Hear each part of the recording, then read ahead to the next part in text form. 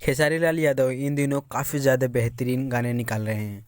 खेसारी लाल यादव का अभी फ़िलहाल में ही एक नया गाना रिलीज़ होने वाला है जिसका नाम है होली में हाला कर दे बुका। जी हाँ, उसका पोस्टर भी रिलीज़ हो चुका है और बताया जा रहा है कि ये गाना कल यानी कि 9 तारीख को रिलीज़ होने वाला है। जो यो नए नए डायरेक्टर है, नए नए एक्ट्रेस हैं और इसमें बताया जा रहा है कि खेसारी लाल यादव के साथ एक नई एक्ट्रेस भी काम की हैं जो कि उनका फर्स्ट डे यानी कि पहला गाना निकल रहा है।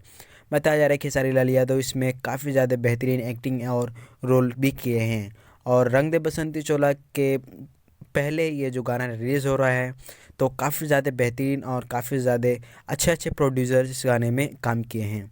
बताया जा रहा है कि खेसारी लाल यादव इस होली के गाने पे काफ़ी ज़्यादा मतलब उत्साहित महसूस किए और बताया जा रहा है खेसारी लाल यादव काफ़ी ज़्यादा इस गाने का प्रमोशन भी कर रहे हैं। तो इसका टीज़र भी रिलीज़ हो चुका है, इसका पोस्टर भी आ चुका है। तो हम आपको पोस्टर दिखा के और आप लोग पोस्टर जो देख लिए हैं तो बताइए कि पोस्टर आपको कैसा लगा।